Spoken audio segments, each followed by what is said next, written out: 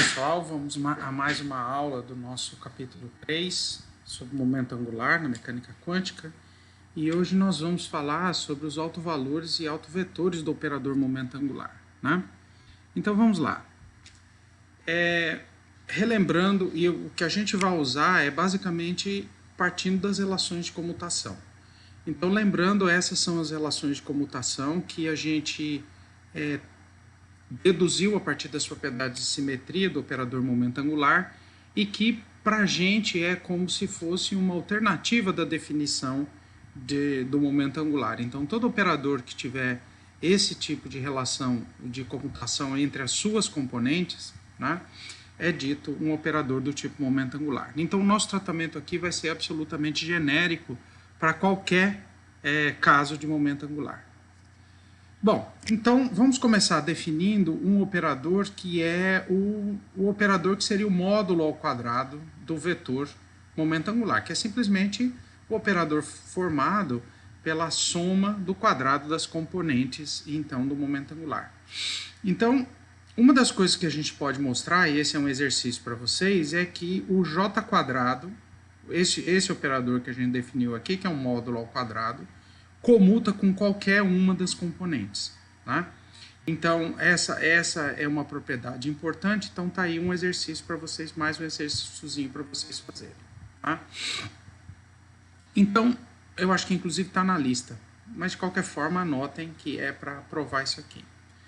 Então, se a gente olha essas duas relações de comutação, a gente vê que o j ao quadrado comuta com qualquer uma das componentes, mas as componentes entre si não comutam. Então, se a gente olha para cá, para essa expressão, a gente diz, tudo bem, uma das componentes de j ao quadrado, como eles são, o comutador deles é zero, são grandezas físicas compatíveis, né, como foi discutido já no capítulo 1, eles podem ter autovalores, autovetores simultâneos, né? Mas eu não posso fazer isso para todas as três componentes, então eu tenho que escolher uma delas. Então nós vamos fazer exatamente isso, nós vamos buscar os autovetores que sejam autovetores simultâneos de J2 e de uma das componentes do momento angular. Por convenção, a gente adota a componente Z do momento angular, tá? Muito bem. Agora, lembrando que escolha da direção Z é arbitrária, né? O que é que eu chamo de direção Z? Então, bom, o que significa que nós queremos resolver essas duas equações de autovalores e autovetores simultaneamente. Então, nós vamos chamar o autovetor simultâneo, por enquanto, de ket AB, onde A e B seriam os associados com os autovalores. O A associado ao autovalor de J2 e o B associado ao autovalor de Jz. Muito bem. Vamos aqui definir dois operadores, que é o que a gente chama operadores escadas, né? Ou em inglês ladder operators, J mais menos, e se vocês olharem, parece com aqueles operadores, tem uma certa lembrança, né? Com os operadores A e A adaga lá do oscilador harmônico, né? E esses novos operadores, então, que o J mais e o J menos, esses operadores que envolvem as outras duas componentes. Então, Jx, se eu escolho J2 e Jz para obter os autovetores simultâneos, então os operadores escada, a gente escreve em função das outras duas componentes. E aí, tem várias relações de comutação importantes desses dois operadores J mais e J menos, que também está como exercício para vocês provarem. Sim, esses exercícios todos de comutadores do momento angular, que envolve as componentes, a ideia é reduzir todas as relações de comutação das componentes, porque aí a gente já sabe, né, usar a relação fundamental de comutação entre as componentes do momento angular. Então, aqui, por exemplo, para escrever esse aqui, para provar essa primeira relação, J2 e J mais menos, então J2 comuta com J mais ou com J menos. Então eu escrevo J2 como Jx² mais Jy² mais Jz², J mais menos Jx mais ou menos IJY, abro todos esses comutadores até ficar só os comutadores, por exemplo, Jx, JY, JY, JZ, enfim. E aí faz as operações. Uma outra relação de comutação importante é essa aqui, a relação de comutação entre JZ e J+, J-, e a relação de comutação entre J+, e J-. Então, para vocês provarem essas três relações adicionais que são importantes. Muito bem, vamos começar tentando entender qual é o significado físico desse operador J+, e J-. E por que eles são chamados operadores escada. Então, vamos calcular, por exemplo, qual seria a ação do J+, e J- num autovetor simultâneo nesse ket AB. E aí nós vamos usar essas duas relações de comutação importantes aqui. Então, o que é que nós vamos fazer? A ideia aqui é o seguinte, nós vamos fazer o J+, e J- agir, transformar um dos autovetores de JZ, e depois vamos fazer JZ agir sobre esse resultado, né? Então, no fundo, a gente vai calcular isso aqui. E se a gente usa essa relação de comutação, eu posso escrever também como sendo o comutador de JZ com J+, J- e J+, menos JZ. Qual foi a ideia aqui? A ideia aqui foi tentar mudar a ordem aqui, porque JZ agindo no ket AB, a gente sabe o resultado, né? Então, o que significa que o resultado dessa conta aqui, o que é que vai ser? Vai ser o resultado desse comutador, que é mais ou menos H cortado, J+, J-, está aqui, e aqui vai ser JZ agindo no ket AB, que vai dar B, que é o alto valor de JZ, vezes J+, J- agindo em AB. O que significa que a gente vai poder pôr o ket AB em evidência, né? J+, J-, o ket AB, que foi o que a gente fez aqui. Então, reescrevendo aqui para chamar a atenção do que a gente quer ver. Então, eu coloco J+, J- agindo sobre o ket AB em evidência e eu tenho esse resultado. Ora, mas veja só, isso aqui o que está me dizendo? Que JZ agindo sobre um certo vetor, é um vetor, dá um número vezes o mesmo vetor. Isso aqui não está lembrando a equação de autovalores e autovetores de JZ, só que agora com um alto valor que é B mais ou menos H cortado. Então, qual é a conclusão, né? Isso significa que a ação do J+, J- em AB leva a um vetor no espaço que também é autovetor de JZ, só que com o alto valor ou acrescido ou reduzido de H cortado, a depender se eu estou falando do J+, ou se eu estou falando do J-. Né? Então é como se eu descesse um degrau ou subisse um degrau no alto valor, né? Por isso que ele é chamado operadores escadas, né? E isso aqui é bem similar ao que a gente viu lá, o operador criação e aniquilação no oscilador harmônico, né? Beleza. Joia. Então, a gente viu o que é a ação do J+ e J- em relação ao JZ. Mas em relação ao J2, porque lembrando que os kets AB são autovetores simultâneos de JZ e J2. Em relação a J2, a módulo do momento angular ao quadrado, vamos fazer a mesma pergunta. O J mais menos transforma um dos autovetores de J2 e JZ e eu faço agir o J2 de novo. Agora, como o J2 comuta com J+, J-, isso aqui eu posso simplesmente trocar de ordem, né? O que significa que, qual é a conclusão aqui? Que J2 agindo sobre esse estado, J2 agindo aqui dá A, dá o alto valor, e aqui, opa, cadê meu laser? Né? J2 agindo aqui vai dar A, e aqui fica o vetor J+, J- AB, o que significa que esse vetor do espaço que é gerado por ação do J+ e J- sobre um dos autovetores simultâneos de J2 e JZ também é autovetor de J2 com o mesmo valor, né? Então, o J+ e J- leva a um novo autovetor do conjunto J2 e JZ, só que mantendo o alto valor de J2 e acrescendo ou diminuindo o alto valor de JZ. Então, o J+ e J- age basicamente do lado do JZ. em cima do espectro de JZ, né? Então, é isso aí. Os dois resultados indicam que o estado J mais J menos AB é um autovetor simultâneo de J2 e JZ, e ele tem que ser um autovetor simultâneo que envolve A, que é o alto valor, e o B mais ou menos H cortado, né? Porque se a ação disso aqui é levar a um autovetor com o mesmo alto valor de J2, mas com o alto valor de JZ acrescido ou diminuído de H cortado, significa que essa operação aqui conduz a alguma coisa relacionada com isso.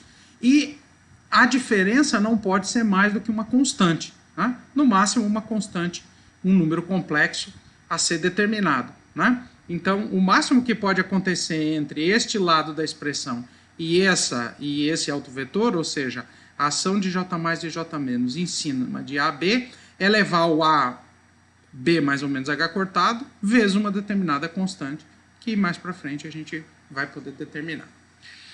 Muito bem. Agora, de novo, usando os operadores J mais e J menos, a gente pode provar uma relação importante, que é J2 menos JZ quadrado. Isso aqui basicamente significaria JX quadrado mais JY quadrado, né? Então, a gente pode escrever em termos de J mais e J menos, né? Usando a relação, a definição de J mais e de J menos em relação a JX e JY, a gente pode reescrever J2, JX quadrado mais JY quadrado em termos de J mais e J menos. Mas a vantagem disso aí, nós vamos ver já, né? Nós vamos ver que essa expressão aqui, mais esse conjunto de relações, que é só relembrando, na verdade, vai permitir a gente chegar a várias conclusões importantes.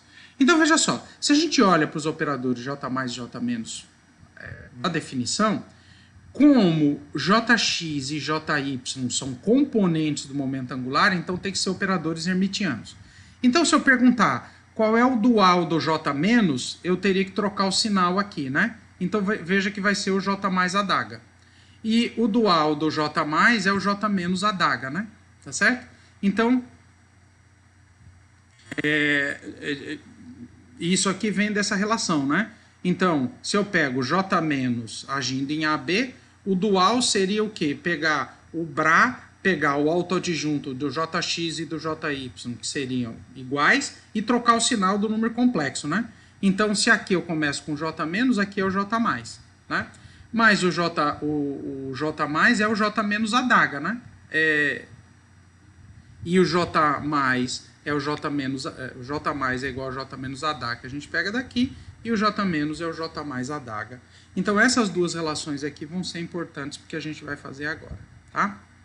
Que é, basicamente, relembrando propriedades que a gente viu no capítulo 1, usando a definição de J mais e J menos, tá? Muito bem.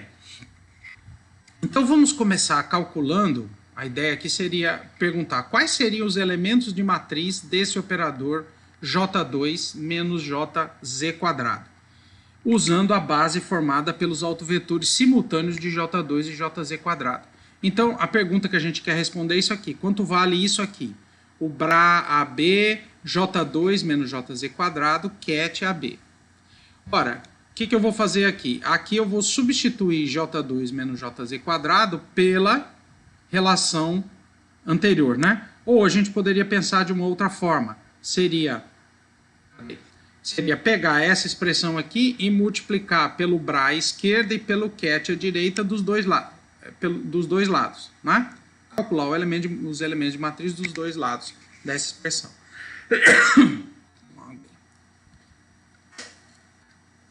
Muito bem. Então, o que é que a gente fez aqui? Do lado de cá eu preservei e do lado de cá eu só abri a relação, né? Usei o fato de que esse produto aqui é tudo produto válido, é distributivo em relação à adição, então tá aqui, né? Eu vou ficar com dois termos. Aqui agora a gente vai usar a propriedade que a gente acabou de ver, e como é tudo produto válido, eu vou ler assim. Eu vou ler dessa forma, ou seja, eu vou ler o J mais agindo no BRA AB e o J menos agindo no ket AB. E do lado de cá também, né? Fazer essa mesma relação. E lembrando que o J mais menos agindo no ket AB vai dar um número complexo a ser determinado vezes A, B mais H cortado, o que é que a gente teria? Do lado de cá, por exemplo, aqui apareceria o C menos A, B mais H cortado. E do lado de cá, se eu usar o fato de que o J mais é o J menos a da H, iria aparecer o C menos complexo conjugado, vezes, agindo no BRA A, B mais H cortado, certo? Então, se eu imagino que os autovetores de J2 e JZ são normalizados, vai ficar C menos complexo conjugado, C mais complexo conjugado, que dá módulo de C menos quadrado. E do lado de cá, o mesmo motivo, né? J mais agindo em AB vai dar o C mais AB mais H cortado ao quadrado. O C menos aqui, eu vou ler ele como sendo J mais A da H agindo sobre o BRA. O resultado disso também vai dar C mais complexo conjugado, de forma que a gente fica com essa relação.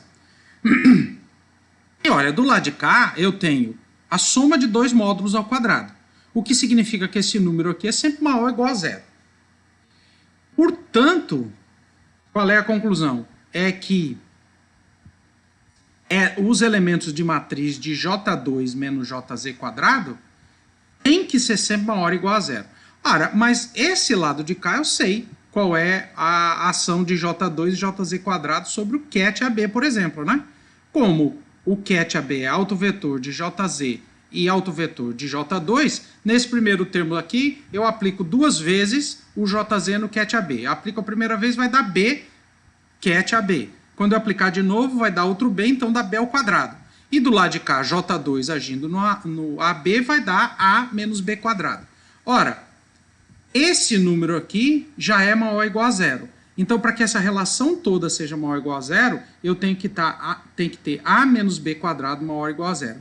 O que traz uma relação interessante, que o A e o B têm conexão, eles não são números independentes. Os autovalores, de J2 e de JZ, eles são interrelacionados, né? Então, dado um A, ele tem que ser sempre maior...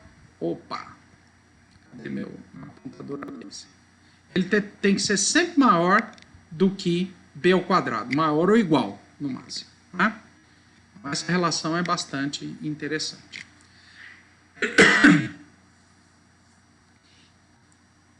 Beleza, então isso significa que se eu pego um determinado estado AB e começo a aplicar o J+, o que é que vai acontecer? Cada vez que eu aplicar o J+, eu vou para um estado que o alto valor de JZ cresce H cortado. Agora,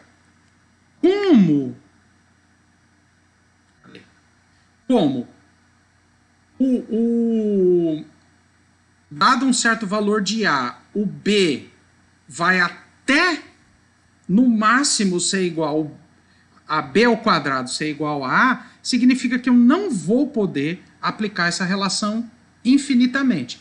Vai ter uma hora que eu vou chegar num valor máximo possível de B, não é isso? Então, essa é a história. Deve ter um B máximo, e esse B máximo vai ser tal que se eu aplicar o J+, nesse estado vai dar zero.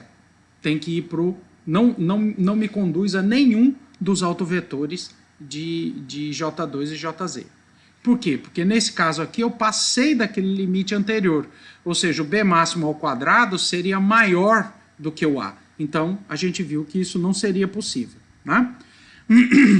Bom, mas já que isso aqui é zero, se eu aplicar um outro operador aqui na frente qualquer, continua dando zero, né? Em particular, se eu aplicar J- nessa relação, continua dando zero. Mas, e aí tem uma coisa interessante, também uma relação entre os operadores J+ e J-, todas as relações de operadores que saem sempre da relação fundamental de comutação. Mas essa nós vamos usar aqui agora, né? Que esse operador aqui, ó, esse produto J- J+, ele pode ser também escrito como sendo J2 menos JZ quadrado menos H cortado JZ, tá? Se a gente substitui isso, então, o que a gente obtém? Que se essa relação é igual a zero, como essa relação de operadores é válida, significa que se eu trocar J menos J+ por J2 menos JZ quadrado menos H cortado JZ, continua dando zero. Mas agora tem a vantagem que eu sei o resultado de todas essas operações aqui, né? Então, H cortado JZ agindo aqui vai dar quem? Vai dar H cortado B máximo e repete o ket AB. JZ quadrado agindo no ket AB máximo, vai dar B máximo ao quadrado. Uma vez JZ dá B máximo, aplica de novo, B máximo ao quadrado. E J2 agindo aqui vai dar A. Então a gente obtém essa relação, né? Bom, copiei para cá. Veja, essa relação me diz que isso aqui é identicamente nulo. Mas como esse ket aqui não é nulo, ele não é um vetor nulo no espaço, porque ele representa um dos possíveis estados autovetores simultâneos de J2 e JZ, significa que isso aqui tem que ser zero. Né? Cadê? Né? Então significa que A menos B máximo ao quadrado menos H cortado B máximo tem que ser igual a zero. O que já traz uma relação interessante. Significa que o A tem que ser igual a B máximo multiplicado por B máximo mais H cortado. Então, se eu determinar qual é o máximo valor possível para B, imediatamente eu sei qual é o alto valor também de A. Né?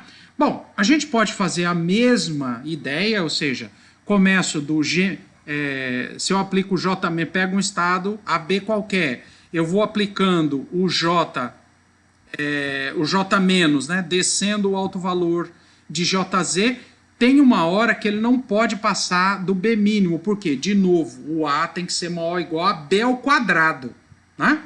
Então, se o B mínimo passar abaixo de um certo valor, significa que ele vai poder ser maior, quando eu elevar ao quadrado, esse valor negativo, né, nesse caso, ele vai poder ser maior do que A. Então vai chegar uma hora em que, se eu pego um autovetor qualquer, AB, e vou aplicando sucessivamente o J-, significa que tem uma hora que dá zero. A gente fez isso também no oscilador harmônico, né, na discussão do oscilador harmônico. E aí, se a gente faz a mesma regrinha, aplica o J+, pega a relação de comutação, a gente descobre que o A também é igual a B mínimo menos H cortado.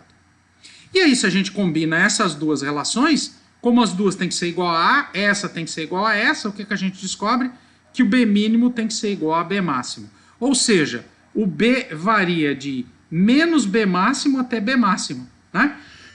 Então, na verdade, é um intervalo simétrico. Né? Então, e esse B máximo que aparece aqui é o valor que limita, ou seja, se eu elevar ele ao quadrado, vai dar igual ao A, que seria o maior valor possível para o alto valor de JZ. Certo? Beleza. Muito bem. Então, se a gente aplica sucessivamente o J+, no estado AB mínimo, então se eu começo agora, eu pego o autovetor com o menor valor possível para o alto valor de JZ. E eu vou aplicando o J+, sucessivamente, como cada vez que eu aplico o J+, ele leva necessariamente a um autovetor de JZ, né? Leva um dos autovetores simultâneos de J2 e JZ, eu vou aplicando sucessivamente, como AB máximo também é um autovetor de JZ, tem que chegar uma hora que eu chego lá, em AB máximo, tá? Então, cada vez que a gente aplica, lembrando que cada vez que a gente aplica o J+, o que eu faço? Eu pego o alto valor de JZ e somo de uma unidade, né? O que significa, então, que o B máximo pode ser a partir do B mínimo, somando um certo número de passos de H cortado. Né?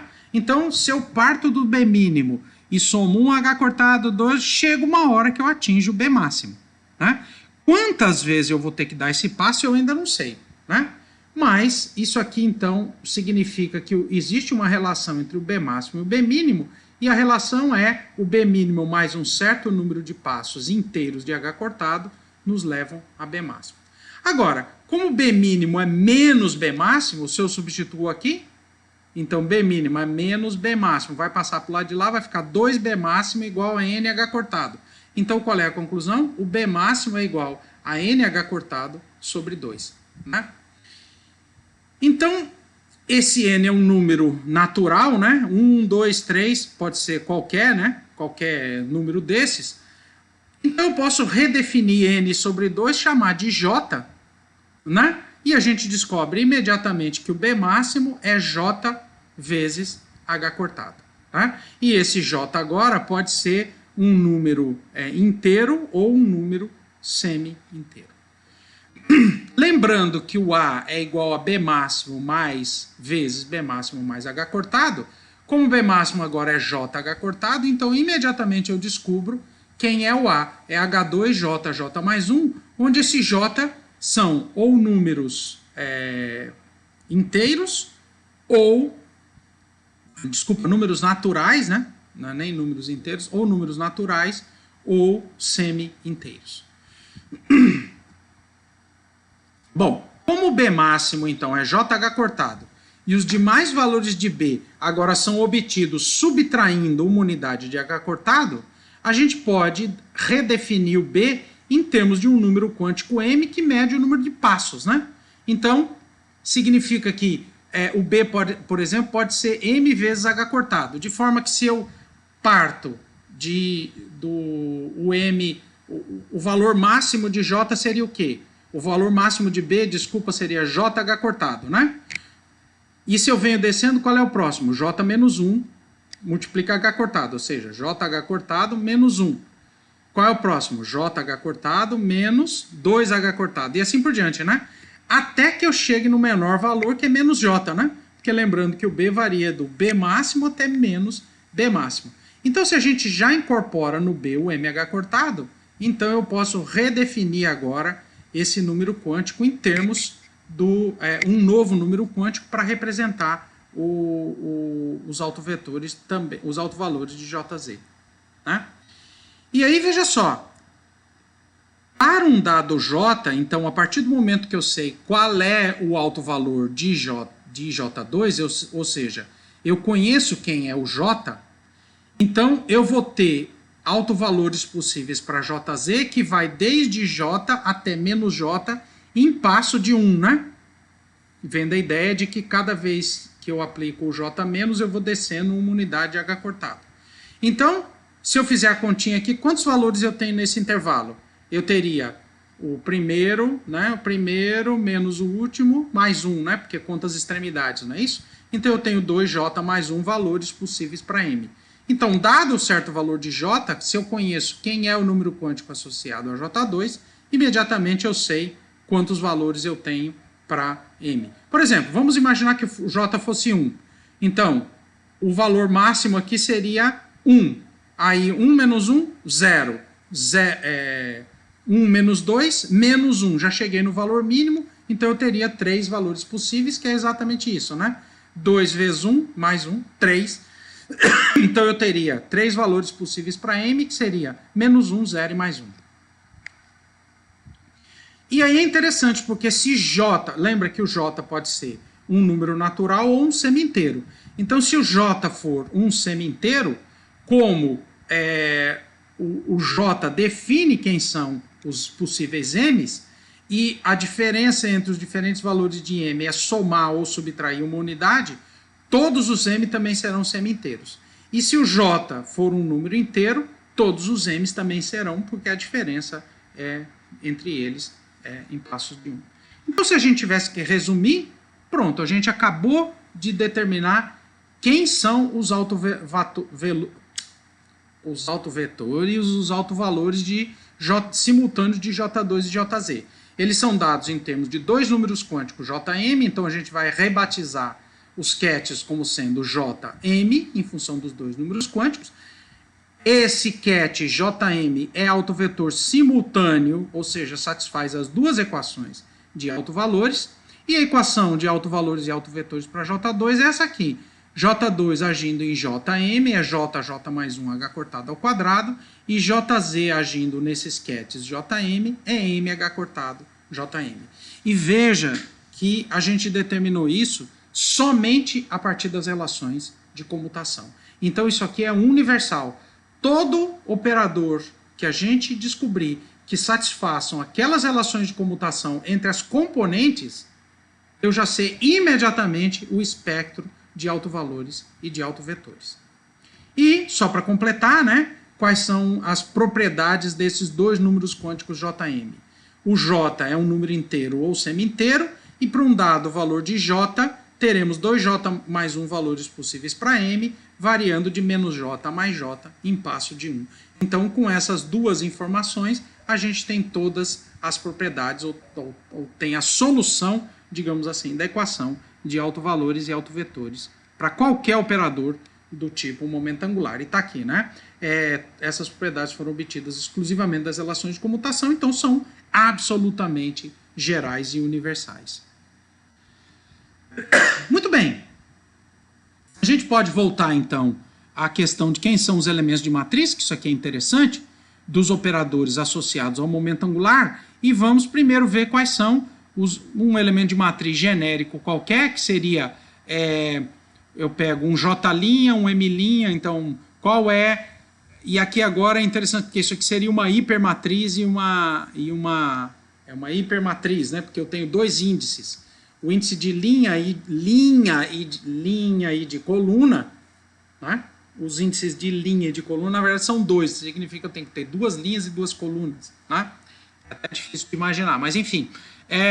Então, o elemento de matriz J', M', J2, Jm, a gente pode usar o fato de que Jm, estou escrevendo na base formada pelos autovetores de J2, o resultado disso é JJ mais 1H cortado ao quadrado, e como a gente imaginou, tem que ser uma matriz diagonal, né? Ou seja, esses elementos de matriz só são diferentes de zero se os números quânticos forem iguais. E similar para o JZ, né? MH cortado, JJ', MM'. Agora, além desses dois aí que seriam naturais, né? São matrizes diagonais, na concepção mais geral de matrizes possível. Mas tem dois outros elementos de matriz importantes, que são os elementos de matriz de J+, e J-. Por que eles são importantes? Porque J+, e J-, a partir de J+, e J-, a gente pode, por exemplo, determinar Jx, né? Seriam as Jx e Jy, que são as componentes, as outras duas componentes do momento angular, né? Então, nós vamos, para determinar esse elemento de matriz, a gente vai lembrar que a ação de J+, J- no ket Jm é uma constante que a gente ainda não conhece, né, a ser determinado, e gera o estado Jm mais ou menos 1. Né? Então, se a gente coloca isso aqui na expressão, o que eu vou obter? J+, J- agindo aqui vai dar o C mais menos, e aí eu vou deixar o Jm aqui para dizer que é a constante específica a esse par de números quânticos Jm. Vai dar isso aqui, o que significa que o C mais menos Jm dá delta J, J', mas veja que esse termo aqui significa que os M's não podem ser iguais, né? Então é como se fosse uma matriz, uma hipermatriz com os elementos fora da diagonal, imediatamente acima ou abaixo, diferentes de zero. Né? Tá aqui, né? Matrizes aqui no sentido amplo. Bom, mas quem são essas constantes? Para determinar, eu preciso calcular quem são essas constantes. E aí, para a gente determinar essas constantes, nós vamos usar essa relação de comutação, que a gente já usou no slide anterior, para inclusive determinar quem são os autovetores, e lembrando o fato de que o J- pode ser escrito como J mais adaga. Então, essa relação aqui é J mais adaga, J+, J2 menos JZ, parará. Né? E aí eu posso voltar e vou calcular, por exemplo, qual seria os elementos de matriz desses operadores, que significa, multiplico pelo Bra Jm de um lado, pelo ket Jm do outro lado, né? E mesma coisa do lado de lá. Né? Então, o que é que a gente obtém? Do lado de cá, como é tudo produto válido, eu posso ler assim, né? Eu posso fazer o J+ agindo sobre o ket Jm e pegar J+ adaga agindo sobre o Bra Jm. E do lado de cá é tranquilo, né? Porque Jm são autovetores de Jz e J2, a gente já sabe. O resultado vai dar isso aqui. Jz aqui dá mh cortado, como já tem o h cortado, dá mh cortado ao quadrado, m2 h cortado ao quadrado, porque tem o jz quadrado, e aqui jj mais 1 h cortado ao quadrado. E aí, se a gente lembrar que j mais menos agindo está relacionado com a constante, o que é que vai acontecer aqui? Aqui vai aparecer essa mesma constante, o C mais complexo conjugado, né? JM mais 1, né? Porque aqui é o C mais a adaga agindo aqui, então significa que eu subo o valor do Bra para mais 1, que seria o dual do J mais agindo no JM, né? Então o que a gente está dizendo é que do lado de cá é como se eu tivesse o dual do lado de cá. Então vai dar, dos dois lados vai dar o cat JM mais 1 e do lado de cá o Bra JM mais 1. E aqui vai aparecer o complexo conjugado do C+, e aqui o C+. Complexo conjugado vezes o número vai dar módulo ao quadrado, né? Agora, se eu imaginar que os autovetores são normalizados, e a gente sempre obtém normalizado, né? Ou a gente normaliza o espectro de autovetores, né? Então põe a condição de normalização, eu obtenho que o módulo ao quadrado desse número desconhecido, ele dá essa relação entre os números quânticos J e M e H cortado ao quadrado. Bom, aqui a solução para esse problema tem vários, né? Eu posso obter vários números quânticos que têm esse módulo, em particular a fase arbitrária, né? Eu posso imaginar isso aqui no campo complexo, qualquer número complexo que esteja dentro de uma circunferência de raio igual à raiz quadrada disso aqui, né, satisfaria essa equação, né? Então, nós vamos escolher um deles, nós vamos adotar a convenção de que a constante ela é real e positiva. Significa pegar, nesse número complexo C+, pegar a fase igual a zero, né? Dizer, então, que esse número complexo está somente sobre o eixo dos reais, tá? Então, e vão pegar o termo positivo também, de formas que nessa convenção de que ele é real e positivo, a gente obtém que o C mais JM é H cortado, porque o H cortado sai fora, né? Raiz quadrada de tudo isso, e eu posso reagrupar esses termos. O mais fácil é sair daqui, mostrar que chega aqui, né? Faz esse produto aqui, e aí você vai ver que dá exatamente para separar assim, né? E a gente encontra nos livros escrito assim, em tabelas, tá? Ou assim, as duas formas são comuns em várias situações. O que significa então que J mais agindo em JM, a gente descobre quem é a constante, né? Então, agora a gente tem uma informação total sobre a ação do operador escada. O operador escada agindo sobre o J mais, né? Que sobe a escada, agindo sobre um dos autovetores de JM, leva ao autovetor JM mais 1, multiplicado por essa constante aqui, que envolve os números quânticos JM. E, portanto, um elemento de matriz qualquer, agora qualquer, eu não peguei o da diagonal, né? J'M' de J+, pode ser obtido a partir desse C+, só pegando a relação anterior. Se a gente repete a mesma conta para o J-, e aí agora vai ficar a cargo de vocês repetir essa mesma continha, a gente determina que a ação do J- tem um resultado similar, mas se a gente vê, tá vendo que tem um sinal de mais e um sinal de menos aqui permutado, né? E esse aqui seriam os elementos de matriz, então, do operador J-, de forma que com isso a gente tem todas as informações que a gente precisa para fazer qualquer tipo de análise em situações específicas, então, desse tratamento geral do momento angular. Tá certo, gente? Então, essa aula era isso, e até uma próxima aula, então. Tchau, até mais.